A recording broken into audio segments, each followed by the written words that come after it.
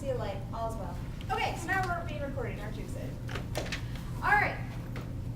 The purpose of your journal, which if you want, please pass to your right, was to get to, make sure your name's on it, was to get you thinking about why you are in this course, and it shouldn't be just to save yourself a couple $1,000s. That is very good. Although that is a great incentive to be here today. One of the things that this course has that makes it different from all of the other courses that you will study is the fact that it is not Eurocentric. Which, by the way, you should have written that at the top of your page for your notes so you know what it is. Eurocentric is this idea that every time you study history, we use European-based vocabulary. Right?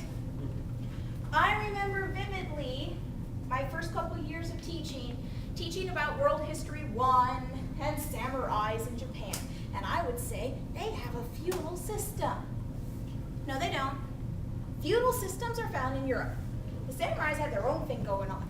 It vaguely resembles feudalism. But I use that term and I use those words because I was trying to show an example that the students would understand. This class does not focus on European history or even a Eurocentric viewpoint. Now, Eurocentric is the idea of studying history from a European perspective. That is not what we're doing in here. We're studying history from a totally different perspective. We're looking at history through the eyes of an Asian, through the eyes of a South American, through the eyes of an African. Something completely different than what we've been doing previously. For example, when I talk about European-centric ideas, there's this idea that democracy is a Greek thing, right? Yeah. Athens, center of learning, woohoo, Greeks. No. First time we see this is Ghana. In Africa, first time you see democracy used in the way that we think of democracy. And it was long before the Greeks came around. Capitalism, that's as old as dirt. The Sumerians had capitalism. Romantic love with knights and shining armor and large white horses. All of that does not come from the 12th century Europe. You see it in Japan. In the royal court. Now, does it have knights? Yeah. Are they on a white horse? Sometimes. Are they wearing the exact same armor? No. But a lot of these ideas have been around before and used before. The problem is that we've all been taught Eurocentric history from Europeans only. And somehow we get into our heads that Europe is ahead of everybody else. I'm not saying Europe isn't ahead on a couple of things, but not everything, and certainly not on most of the things that we require as ideals. So the question to you is, how did we get to this Eurocentric worldview? How did we start studying history from this viewpoint? Well, time. Our biggest problem starts with the colonial conquest. By expanding, what it requires is timekeeping and maps. You have to be able to create a map in order to have things be created. You need time. You need to be able to create a map in order to explore. You want to explore if you are literate. Being able to write well, being able to communicate ideas gets you out exploring faster. And what happens in Europe is that you have a large, well, not large, but you have a fairly large amount of the population who can write, who can read. It may be elementary school level, but they can do it. So because of that, they decide to start going out and exploring other places and spreading their culture and taking over places for profit. Because the world runs on money. At least sometimes it seems like it. So being literate allows a lot of this expansion to happen. Because they are literate, they get to write stuff down first. because they get to write down stuff first. Their ideas take precedence over the initial culture, the culture that they took over, and old ideas are lost. Old cultures are lost. Time is completely arbitrary. It is completely made up. All right? If you're Europe, it's like a seasonal sun thing. If you are Islam or you're Buddhist, your calendar is lunar. It's based on moons. In the United States of America, we adjust our months to fit our year. It's the exact opposite in places like China and Islam. They change their year to fit their months. The length of a week varies. In Africa, you have 2 weeks, 3 weeks, 4 weeks, and 5 days. Only a week. In China, it's 10 days. 10 days make a week. Why does most people who were somehow influenced by Christian have a 7-day week? Because it's in the Bible.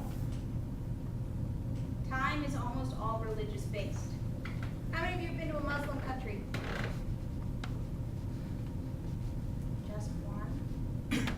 Wow. Okay, if you ever get a chance to go to a Muslim country, one of the things or you're going, is that what you're saying? No, I said who. Oh, you're going.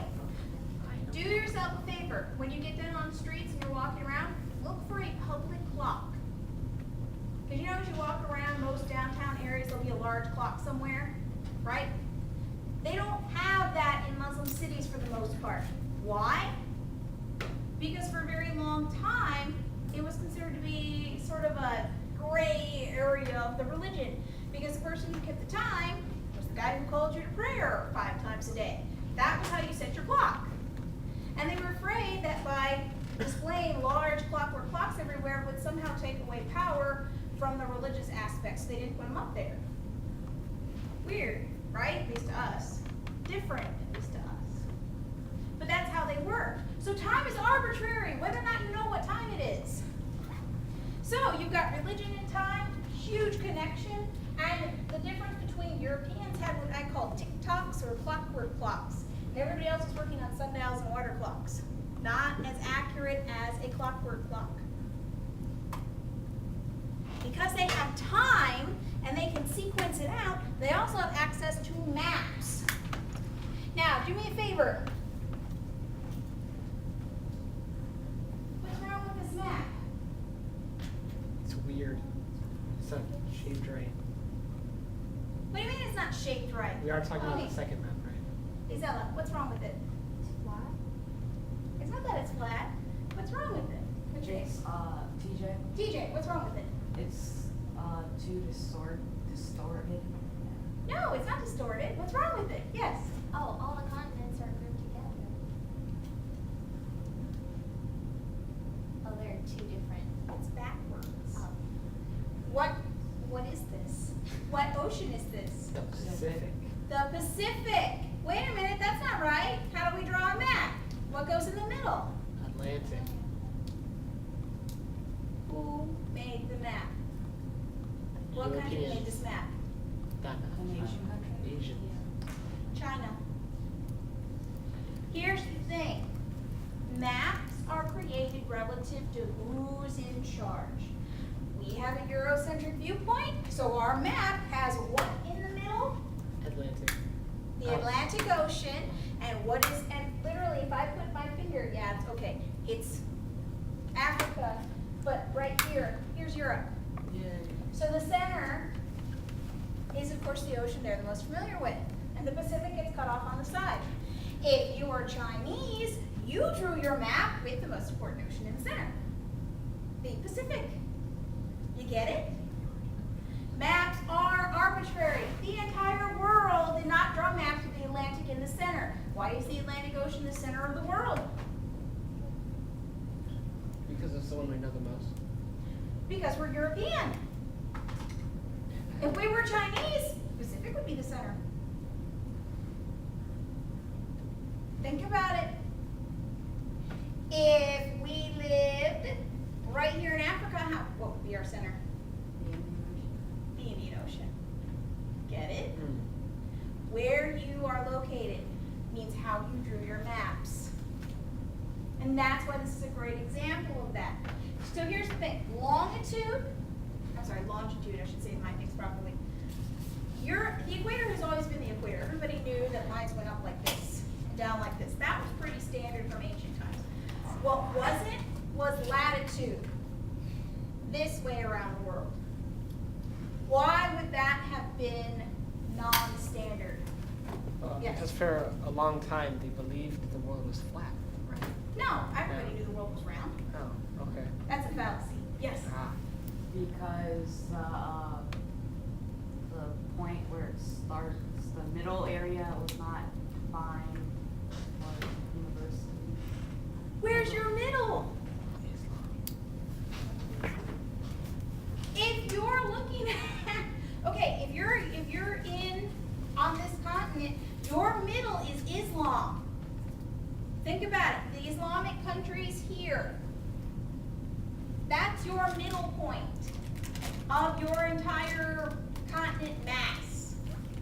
Your middle should have been here. Your line of latitude should have started going somewhere through something like Saudi Arabia and that area. Maybe Israel, Jordan, that area at the most. Probably even a little further in Turkey. But that's not where they set it. Because who was in charge of the world? Europeans. The Europeans, specifically England. So where is the latitude line set? In England, one city. England! What's the Greenwich. city called? Good. Whoever said that was good. I don't know who said that. Good job. Whoever said that. One city. If it had been a Chinese person, it would have been set in Beijing or something. Get it? Latitude. Totally made up. Fun, right? So it's a European-centered map. The next thing you need to learn about is how we group things together in history. It's called periodization. In this class, there are 6 of them. 6 units, 6 periods, get it? See how it all kind of makes sense? I like to use the Aboriginal term of dream time, going all the way up to modern time. So this time of this idea that the first people were sort of roaming around all the way up to the modern era. That's what we're studying in here. There are very few societies that don't group their history together. I just love the fact that, there's my fun fact, there is 1 or 2 that do. That seem to feel like nothing's really changed from the past to here, so they don't really have a study of history, which is sort of unique. But anyway, most periodizations start with either the birth or the death of a religious figure. Like Jesus. There it is. Why do you think we call it BC and AD? And it does not stand for after death, it's Anno Domini, in the year of our Lord. So, here in the United States, it's BC, before Christ is born. From the time Christ is born